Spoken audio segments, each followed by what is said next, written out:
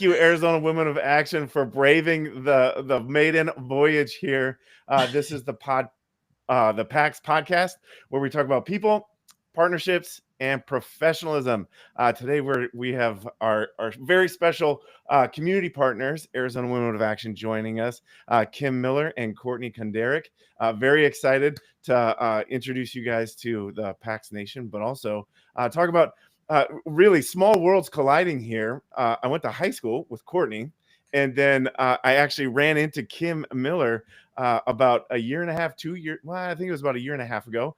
We were standing at the same pub table. I was working on family material, and Kim was there working on promoting her Arizona Women of Action. We just struck up a conversation, which is really neat.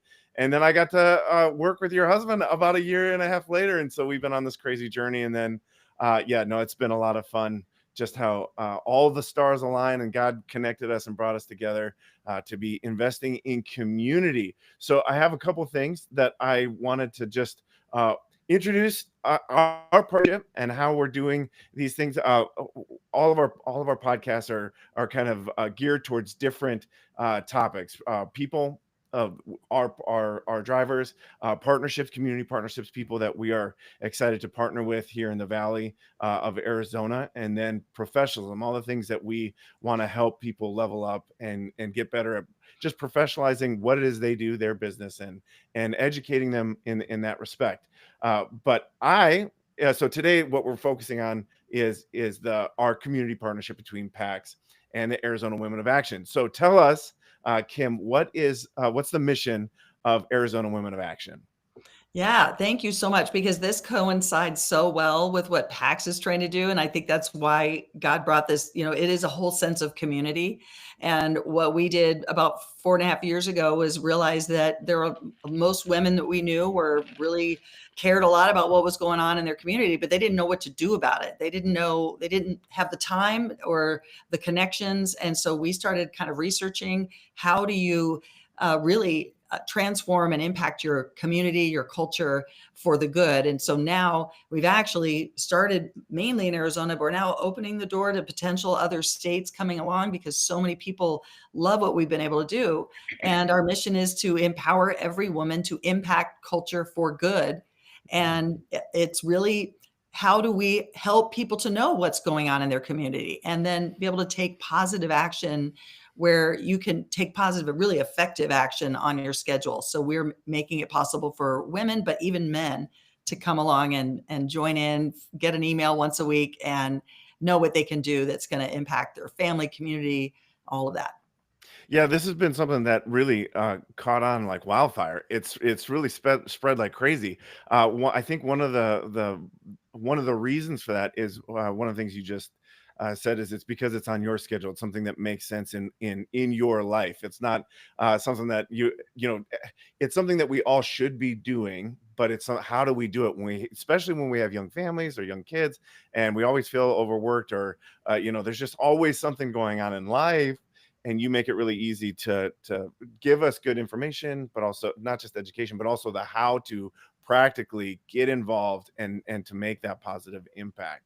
So how many people are you helping? How many people are subscribers? Like, how big is your not necessarily following, but your impact circle? How big is that? Yeah, that's a great question, because when we started, we were just 8 women on a text chain, and now we have about over 30,000 followers in Arizona. And like I said, not only women, but even men. And the ways that they are impacting their culture and the community is by we have taught them how to actually make their voice heard at the state legislature, how to give your opinion on bills, how to find the information when it's election time so that you know who to vote for and you're informed, and you can actually share this information with your friends. And we make it so easy because we know everybody's busy. You have your drivers who work for PAX, they're busy, they're trying to run their business, and so many other people are in the same boat. So we condense it down and share a link. They can send a message to the governor, let's say, on a bill that's coming up that we want her to sign or not. We can also get people we've done tours at the state capitol. We've done a lot to help people understand the cultural issues that face their kids, what's going on at school, and the kinds of information there. So we have really thousands of people really getting engaged and connected with each other, because a lot of them just feel siloed. They don't feel like anyone, they can talk to people. So yeah, it's fun. We do events, and now we have these groups called SALT. It's Strategically Advancing Love and Truth. And those are just groups that meet in homes, and they have a topic that they focus on once a month, and it could be folded into their Bible study, or they could meet at a coffee shop or their church or at home. And it's ways to get people in the faith community aware of what's happening and then actually taking action that's going to make a difference. So, yeah. Yeah, I love that. I love that about Arizona Women of Action is that you're like, it started just as an email chain with eight people really recognizing, hey, there's a need here. How do we serve people? And then now it's grown into this massive following where you're creating community out of that. There's a lot of life connections and like just people pouring into other people, and we're huge on that at PAX. Why we started PAX is really seeing people that really want to level up, want to do like I'm thinking about my wife and I, when election comes around, every time we're like, where do we get good information? I want to vote responsibly, but how do I get the good information so I know the votes that I'm making are the ones that I really want to make? So no, that's fantastic. But also, it's so important, the people that we surround ourselves with, to make sure that our mission is on point. And Courtney, you have such a big impact at Arizona Women of Action. I have a specific question I'd like to ask you. Like, what is the biggest thing that you're working on right now? And what do you want the world to know about regarding Arizona Women of Action? You guys, they're like Kim, you kind of hinted at this massive expansion outside the state into these other areas. I know, just because I know you two, there's a lot to talk about. I don't want to go crazy over 20 minutes, but tell us, what's the biggest thing on your plate? What is it that you're really focusing on trying to get people to be aware of right now? Yeah, so our most exciting project right now is SALT, what Kim had just mentioned, and again, that is strategically advancing love and truth, and this is a Bible study model for people, Christians specifically, to understand the different issues going on in society, and what we try to do is connect that back to God's word, and to make those connections and give them the information that they need on how to discuss these issues and how to understand them and deal with them, and give them and relate it back to the Bible, and what God says, because a lot of things, or I'm sorry, a lot of times people will kind of compartmentalize, okay, this is political, or this is an issue, and then this is my faith. But what we try to do is blend those two together to show how everything is very interconnected. And what Kim had mentioned is that through SALT, we also try to give very simple and specific actions that they can take to help to advance love and truth in their communities. As Kim mentioned, we have different projects and events that we do, like taking a tour of the state capitol, and gathering people to go down to the Capitol to see how a bill becomes a law, to actually sit in the Senate chambers. And this is open to the public. Anyone can go down there at any time to listen. And it just, sometimes it just seems very overwhelming or intimidating. But we just try to make it easy and kind of break down those barriers to say that, this is how your state legislators or your elected officials are able to impact your life, and you do have a voice, and they work for you, so you are entitled to go down there and speak and testify if you'd like to. And so we just try to help people understand that. And so that's the biggest thing right now. SALT is really just gaining a lot of momentum and excitement, and every week we're out there talking to folks, and they're saying, we need to get involved. We need more Christians to actually understand this, and so we're there to help them do that. Yeah, It's funny you mentioned when you're uneducated, it feels like you're so isolated. It can be Absolutely. very daunting to feel like, where do I start? How do I, like, I want to know all these things. I want to, like, I didn't know that I could go to the state capitol and go learn about these things. It's almost like I missed it in fifth grade, so I'm not going to get it again. Like, so it's very important that one, as a, and I hesitate to say this, but I almost feel like it didn't really matter to me until I had kids. I know that's Mhm. terrible to say. It's Yeah. terrible to say, but it's like as soon as my wife got pregnant with my son, it was like I almost felt like I needed to be a responsible adult or something. Like it was like I should pay attention to this stuff. Like I should get involved. Like I should know way more about the politics on the world that this kid's going to grow up in. And I think that that's a big part of really growing up is paying attention, being a member of society, pouring into your community, looking and helping others, finding a way to reach out and help one another. And that, you want to instill that in your kids. You want to model that for your kids. And so I would encourage you, if you're watching this show, I don't know when you're going to watch it, you could watch it a year from now. Arizona Women of Action is a fantastic organization to get educated, to find those roads, to get involved with your community, get involved with your school, get involved with your church, get involved with your faith, get involved, because your kids are watching you, and your family is very important. Your community is very important. And so get involved. Also, Courtney, you've taken several PAX rides. Yes, I have. So what did you think? How was your experience? The experience is amazing. My daughter and I, we use it quite a bit.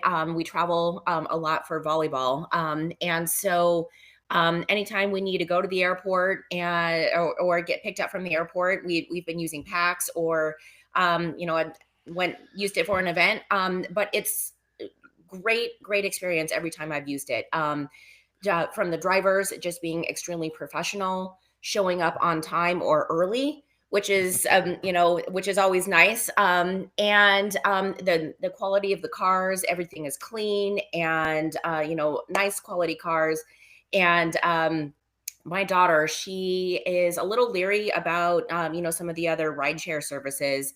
And she'll always be like, is this guy going to be shady? Is this and so now, like with PAX, she's like, oh, who's picking us? I'm like, oh, we have a PAX. And she was like, okay, perfect, that's fine. And so That's she good. That's good to hear. yes, so she's she feels comfortable, which I would rather have her be very leery of that instead of just getting in a random car with any kind of stranger. It's good that she has that, and it's good that she has that peace of mind, and I have that peace of mind.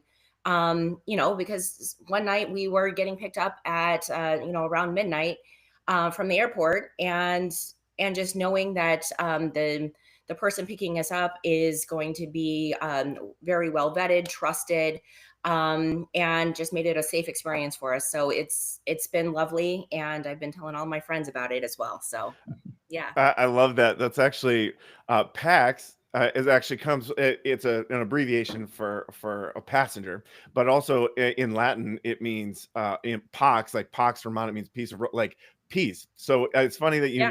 you mentioned it's like that peace of mind. That's really what we want to all of our passengers to feel, is like, I know my driver. It's like, this is my personal driver.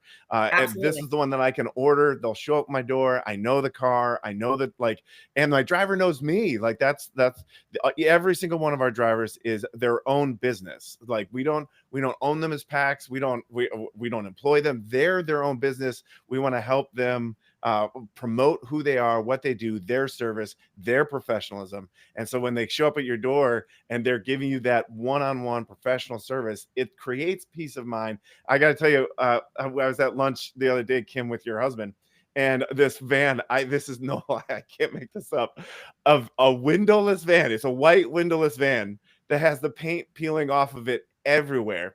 And Oh God.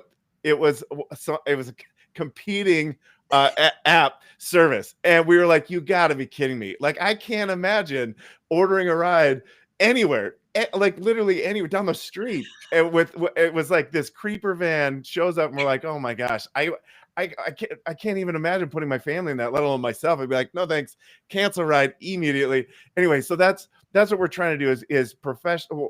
We vet all of our drivers. We want that peace of mind for each of our our passengers, but as a community partner. And if you're looking for a professional driver, all of our rates are comparable with any ride share, but we don't want to be associated with ride share. We're bringing a new service altogether. We focus on service. So what we do is ride service. So if you talk to any one of our drivers, they'll tell you we're not in rideshare. We are not sharing this ride. We are serving you. We are focused on bringing you a service that is safety, that is that professional level that brings you that peace of mind that we're trying to achieve. But as one of the things that we also do, because we do have a heart to pour into our communities, is to give back. So at no cost to any one of our passengers, you can benefit one of our community partners. We have several on there now, one of them being Arizona Women of Action. So as a woman of action in your community, every time you order a ride, 10% of your ride can be donated back to every single ride that you take. And you can do that by clicking a drop down as you order your ride. We ask you, hey, are you riding for a community partner? And so that's no extra cost to you. That comes out of the PAX portion that we take. That's another thing that we do. We try and create fairness for each of our drivers, where we give them 65% of every ride and 100% of every tip. So, and there's full transparency in every single ride. So every time that you're riding, you should ride with PAX because of the safety, because of the peace of mind. But also, you can benefit great causes like Arizona Women of Action. So if you want to get involved with Arizona Women of Action, you can go find out more about them at azwomenofaction.com. Correct, Kim? Mhm. Yeah. Mhm. Okay, and sign up for their newsletter because it comes out every Tuesday, and that is a great source of information: how to get plugged in, how to be educated, how to grow and be a positive impact in your community. And then if you help us be a positive impact in our community as well, by taking a PAX ride, you can schedule a PAX ride today. You can download the app for free. You can get it at paxapp.io. You can download it on Android, iOS. And just remember, if you're doing it today, click that drop down and get Arizona Women of Action.